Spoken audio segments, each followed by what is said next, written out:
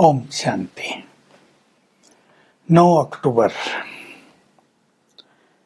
बाबा आज हमें बार बार याद दिला रहे हैं, तुम निर्विकारी थे, विश्व पर राज करते थे। अब ईश्वरीय प्लान है पुनः भारत को स्वर्ग बनाने का। उसमें मुझसे तुम जो चाहे ले लो। जितना पुरुषार्थ करेंगे पवित्र बनेंगे, जितना योग लगाएंगे उतना ही तुम्हारा उच्च पद होगा। अब ये तुम्हारे हाथ में है।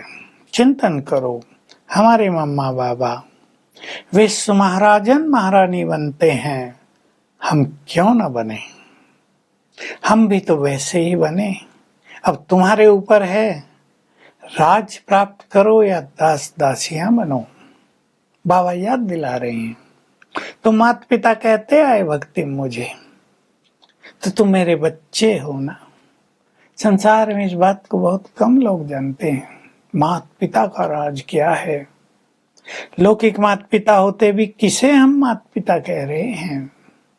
तो जब तुम्हारा माता पिता पवित्रता का सागर है तो बच्चे भी तो निर्विकारी होंगे ना। अब तुम पतित बन गए हो तो दुखी हो गए हो। मैंने तुम्हें पावन बनाया था, निर्विकारी बनाया था तो तुम बहुत सुखी थे। हीरे जवाहरातों से जड़े हुए तुम्हारे महल थे, प्रकृति का बहुत सौंदर्य था। ये भारत सबसे अधिक साहूकार था। भारत के अलावा कुछ होता ही नहीं तब संसार में। बाकी धर्म तो बाद में आए, सब गरीब थे, भारत से ले गए सब कुछ। बाबा पूछते हैं, बच्चे मैंने तुम्हें राज दिया था, बहुत धनमाल दिया था, तुमने कहाँ खो दिया सब। भक्ति करते आए, सिर भी घिसाते आए, धक्के खाते आए, थक गए हो तो मुझे याद करते रहे। हे भगवान आओ, हमें दुखों से छुड़ाकर सुख घनेरे दो। तो ऐसे ही थोड़ा ही पुकारते हैं। इसका अर्थ है मैं आता हूँ, मैं फिर से आया हूं तुम्हारी सेवा में। देखो भगवान कितना निरंकारी है। मैं तुम्हारा ओबीडियंट सर्वेंट हूं, तुम्हारे दुख हर कर तुम्हें सुख घनेरे देने आ गया हूं। बस इसी के लिए कहता हूं तुम पवित्र बनो। एक जन्म पवित्र रहेंगे, 21 जन्मों तक फिर पवित्रता का वर्षा मिलेगा। तुम सुख शांति में रहोगे। यहाँ दुखों के बंधनों में हो, वहां सुखों के संबंध में रहोगे। मौत शब्द ही नहीं होगा।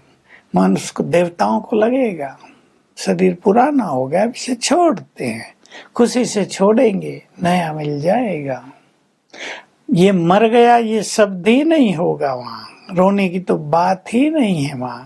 तो बाबा तुम्हें बहुत बड़ा वर्षा देने के लिए आ गया है। भारत को स्वर्ग बना रहा है। मनुष्यों के तो प्लान दूसरे हैं, नर्क के लिए है।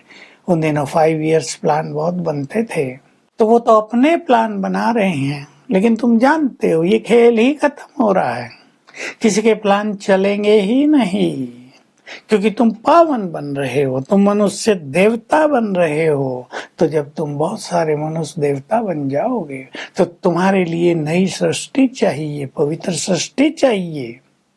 तो जरूर पुरानी सृष्टि का विनाश कराना ही होगा। तो महाविनाश भी सामने खड़ा है और ईश्वरीय प्लान भी तुम देख रहे हैं। भारतवासी सुखधाम में जाएंगे, बाकी सभी धर्मों की आत्माएं वो भी पवित्र बनेंगी और परम धाम में चली जाएगी, क्योंकि बिना पवित्र बने तो वहां कोई जा ही नहीं सकता। और भारत के बहुत सारी पवित्र आत्माएं देवी देवता बन जाएंगी, वो भारत पर राज करेंगी, बहुत ज्यादा सुखी रहेंगी। भारत ही तो गरीब बन गया है और बाबा गरीब निवाज है। तो भारत को इस साहूकार बनाने के लिए आए हैं। अब बाबा गरीबों की बात कर रहा है। तुम सब बच्चे बाबा के पास आते हो, कई गरीब बच्चे हैं। बाबा कहते हैं बच्चे कुछ भी ना दो तुम यज्ञ में, तुम योग लगाओ, पवित्र बनो, मेरे कार्यों में मदद करो, सबको पवित्र बनने का संदेश दो, तो तुम्हारा पद बहुत ऊंचा हो जाएगा।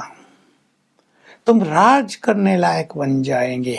साहूकार भी आते हैं तो बाबा ने राज बताया कि गरीब 1 रुपया दे, उसके पास 100 रुपए, 100 में से वो 1 रुपया दे, और साहूकार के पास बहुत ज्यादा पैसे हैं, वो 100 रुपए दे, दोनों का भाग्य बराबर बनेगा।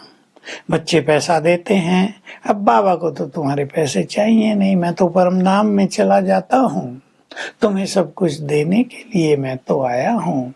हाँ, तुम पैसे देते हो तो तुम्हारे लिए मकान बनाए जाते हैं, नहीं तो बच्चे आकर रहेंगे कैसे। तो सभी बाबा के यज्ञ में मदद करते हैं। फिर भी बाबा गरीब बच्चों को भी कहते हैं। मुट्ठी चावल का बहुत गायन है, सुदामा के मुट्ठी चावल। तो बाबा कह रहे हैं, भले ही बाबा कह रहे हैं कि तुम यज्ञ में दो या ना दो, पर बाबा ये भी कह रहे हैं बच्चे थोड़ा भी यज्ञ में देना जरूर है, इससे तुम्हारा बहुत बड़ा भाग्य बन जाएगा। तो हमारा भाग्य कैसे महान बनेगा, इसकी विधि बाबा हमें बताते हैं। तो हमें चिंतन करना है कि हम पवित्र निर्विकारी बनते जा रहे हैं। बाबा से हमारा बहुत प्यार होता जा रहा है, जो हमें स्वर्ग की राजाई देने आ गया है। बाबा कहते हैं, तुम मुझे बुलाते थे ना, दुख हरो, कल्याण करो, हमें सुख दो, मुक्ति दो, तो अब मैं आ गया हूं, तो मेरी मत पे चलना चाहिए ना। तो कितने प्यार से बाबा कहते हैं, मेरी मत पर चलोगे तो तुम्हें वो सब कुछ मिल जाएगा जो तुम जन्म जन्म मुझसे मांगते आए हो। तो हमें चेक करना है, हम निर्विकारी बन रहे हैं, हम बाबा की आज्ञाओं का पालन कर रहे हैं। अगर हमें सुख शांति चाहिए, अगर हमें भगवान से मिलन की इच्छा हो, तो पवित्र तो बनना ही पड़ेगा। वे आकर स्वयं ज्ञान दे रहे हैं, उनसे ज्ञान लेकर राजयोग सीखकर हमें अपने जन्म जन्म के विकर्मों को भी विनाश करना ही है। वरदान है, नए जीवन की स्मृति द्वारा पुराने कर्मेंद्रियों के अधीनता से मुक्त होने वाले मरजीवा भाव। कोई मर जाता है तो पुराने संस्कार सभी समाप्त हो जाते हैं।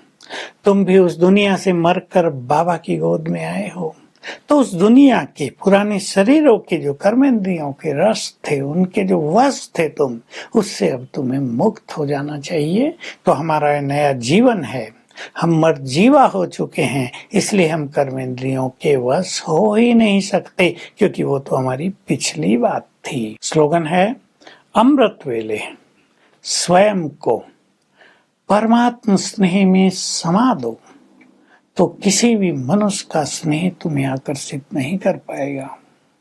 तो आज का हमारा अभ्यास रहेगा 5 स्वरूपों का। हम याद करेंगे हम कितने निर्विकारी थे, पवित्र देवी देवता थे, विश्व पर राज करते थे।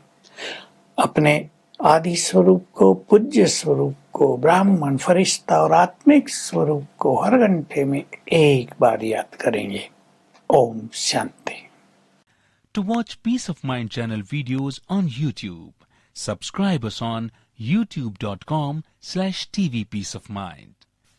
Just a click for a peaceful life.